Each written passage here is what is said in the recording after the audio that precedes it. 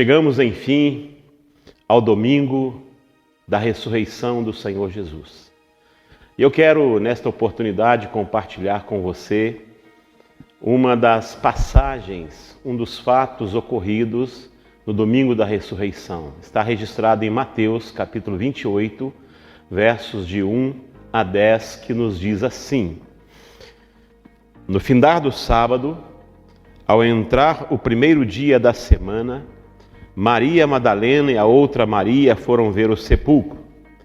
E eis que houve um grande terremoto, porque um anjo do Senhor desceu do céu, chegou-se e removeu a pedra e assentou-se sobre ela. O seu aspecto era como um relâmpago, a sua veste alva como a neve. E os guardas tremeram espavoridos e ficaram como se estivessem mortos. Mas o anjo, dirigindo-se às mulheres, disse: Não temais, porque sei que buscais Jesus que foi crucificado. Ele não está aqui, ressuscitou como tinha dito. Vinde ver onde ele jazia. E depois, depressa, e dizei aos seus discípulos que ele ressuscitou dos mortos e vai adiante de vós para a Galiléia. Ali o vereis, é como vos digo. E retirando-se elas apressadamente do sepulcro, tomadas de medo e grande alegria, correram a anunciá-lo aos discípulos. E eis que Jesus veio ao encontro delas e disse: Salve! E elas, aproximando-se, abraçaram-lhe os pés e o adoraram. Então Jesus lhes disse: Não temais, ide avisar a meus irmãos que se dirijam a Galiléia e lá me verão. Meus queridos, a sexta-feira foi um dia longo, exaustivo, de total fracasso. O sábado foi um dia de depressão, de medo e parecido com os nossos dias, fique em casa. Mas o domingo não. O domingo foi um dia diferente. O domingo foi um dia de alegria incontida, um dia de vitória, um dia de celebração. E aliás, eu creio que todos nós estamos precisando de um domingo na vida, como naquele domingo da ressurreição do Senhor Jesus. Mateus nos relata aqui os primeiros acontecimentos do domingo, envolvendo exatamente a ressurreição de Jesus e os seus discípulos. Versículo 1, nós fomos informados que Maria Madalena e a outra Maria foram ver o sepulcro. E nós somos também informados pelo evangelista Marcos e também pelo médico amado evangelista Lucas, que elas foram preparar o corpo de Jesus que havia sido sepultado às pressas no final da sexta-feira. Elas são acusadas por alguns de serem incrédulas, pois se elas tivessem crido na palavra de Jesus, de que ele iria ressuscitar ao terceiro dia, elas não teriam ido ao túmulo com perfumes, com aromas para embalsamar, cuidar do corpo de Jesus. Os versos 2 a 7 nos diz Mateus que assim como o nascimento, a morte e a ressurreição de Jesus foram acompanhados de fenômenos. Aqui na ressurreição nós temos um grande terremoto, é um fenômeno da ressurreição que houve no dia da ressurreição.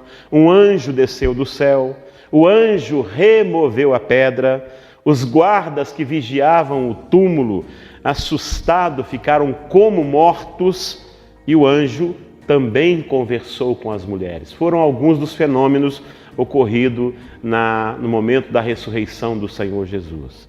Os versos 8 a 10 nos informam que elas se retiraram apavoradas, mas alegres ao mesmo tempo, felizes ao mesmo tempo, para contar aos discípulos. No entanto, Jesus aparece a elas. E quando Jesus aparece a elas, ele primeiro cuida de acalmá-las, dizendo: não temais. E diz para que elas digam aos discípulos que se dirigissem a Galiléia para encontrar com ele. A partir então dessa narrativa e do texto, eu quero extrair algumas lições práticas deste texto e da ressurreição de Jesus para cada um de nós. E a primeira lição é que nós devemos amar a Jesus, mesmo que em algum momento o nosso coração seja assaltado pela incredulidade. Essas mulheres amavam a Jesus. Elas o seguiram desde a Galileia. Elas apoiaram o seu ministério o tempo todo. Elas o serviam continuamente. E agora elas queriam o corpo de Jesus no túmulo, antes da ressurreição, um corpo limpo, um corpo perfumado. Elas queriam o corpo de Jesus em estado de ser honrado, mesmo depois de morto. Deixa eu dizer uma coisa para você, querido. A incredulidade destas mulheres só revela uma verdade. A verdade é que nós somos incapazes de crer em Deus por nossa própria natureza humana. Portanto, ame a Jesus, o sirva de todo o coração. E se em algum momento você for assaltado pelo medo, pela incredulidade, faça como elas fizeram. Versículo 9 diz que quando elas viram Jesus, elas aproximaram-se dele, abraçaram-lhe os pés e o adoraram. Ou seja, chegue para mais perto de Jesus. Quando a incredulidade assaltar o seu coração, o temor assaltar a sua alma, chegue mais perto de Jesus, abrace-o, renda-se a Ele e o adore de novo, com toda a fé e com toda a alegria. A segunda lição para a nossa reflexão neste dia de Páscoa: deixe o céu continuar conduzindo a sua história. Deixe o céu continuar conduzindo a sua história. Não entregue a sua história para outro condutor, não. Deixe o céu. A ressurreição de Jesus aconteceu na hora e da forma que o céu planejou. Não foi como ele, Jesus, o Filho do homem, quis, não. Versículo 2 diz que um anjo do Senhor desceu do céu. A ressurreição de Jesus iniciou com um anjo descendo do céu, removendo a pedra. E é interessante que a descida desse anjo celestial produziu alguns resultados. O primeiro resultado foi um grande terremoto. E aqui, meu querido, eu quero aplicar isso à nossa vida.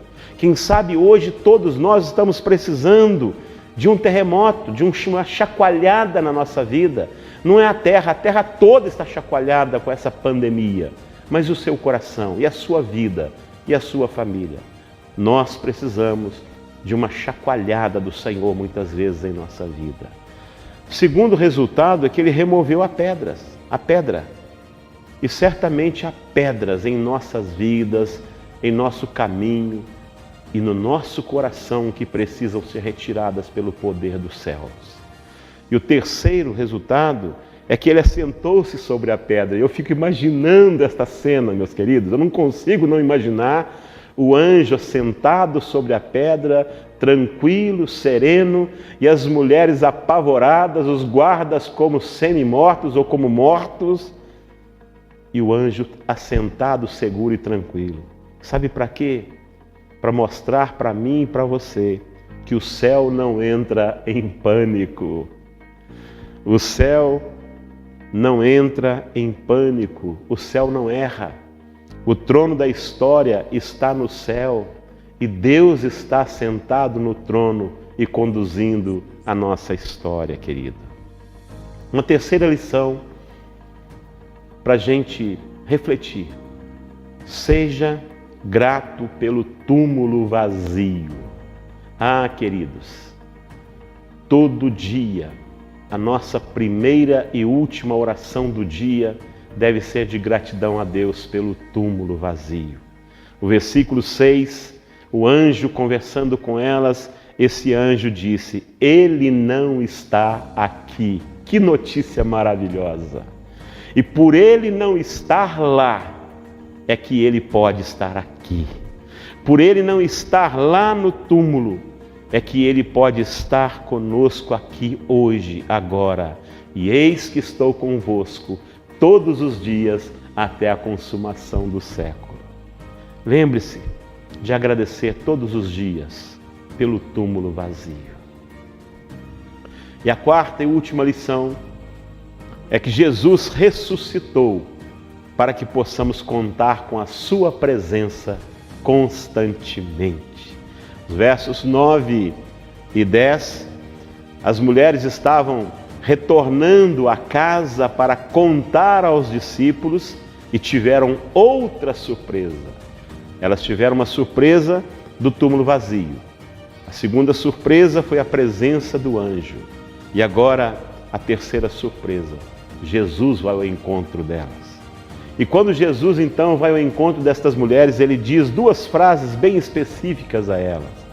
A primeira foi salve. E esta palavra salve significa alegrem-se, fiquem felizes.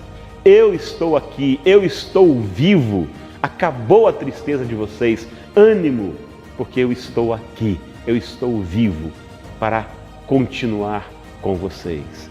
Jesus não repreendeu aquelas mulheres pela incredulidade do momento. Pelo contrário, Jesus procurou aumentar a alegria delas. E Ele faz isso conosco. Ele não nos repreende, mas Ele renova, aumenta a nossa alegria, o nosso ânimo, a nossa fé, a nossa esperança. E a segunda palavra de Jesus a estas mulheres foi: não temais. Ou seja, sigam em frente, avisem aos meus discípulos, diga para eles terem coragem, terem ânimo, marchem na vida com entusiasmo, com esperança, com a certeza de que vocês vão vencer todos os desafios, porque poderão contar com a minha presença constantemente. E para concluir, meu amado, minha amada, eu quero fazer uma última aplicação extraída do versículo 10, quando ele disse: ide avisar a meus irmãos. Jesus mandou que elas fossem avisar os discípulos para encontrar com ele na Galileia. Mas olha a frase que ele disse: ide avisar a meus irmãos. Meu querido, pensa comigo aqui agora. Jesus tinha desculpa a expressão, um bando de discípulos medrosos, covardes, que o abandonaram. Mas quando Jesus ressuscita, Ele não despreza os seus discípulos. Pelo contrário, Jesus os promove de discípulos para irmãos. Já pensou nisso? Que coisa linda! Jesus ressuscitou para ajuntar a família de Deus. E essa família de Deus, segundo o Novo Testamento, procede de toda tribo, de toda raça, de toda língua, de toda nação. Que privilégio meu e seu! Nós somos membros da família de Deus. O nosso irmão maior, o nosso modelo exemplar, santo, eterno, é Jesus Cristo, o nosso Redentor. Somos pessoas frágeis, sim. Pecamos, sim. Somos assaltados pela incredulidade, sim. Somos muitas vezes tomados pelo medo e até pela covardia. Mas Ele disse que nós somos seus irmãos. Que privilégio! Tirados da senzala do pecado e transportados para a família de Deus como irmãos de Cristo Jesus. Feliz Páscoa, meu amado irmão. Feliz Páscoa, minha amada irmã. Feliz Páscoa, Igreja do Senhor Jesus. Jesus não está lá. Por isso, Ele pode estar aqui com cada um de nós. Celebre a vitória de Jesus. Celebre esse domingo de Páscoa, pois ela é também a nossa vitória e é também a nossa Páscoa.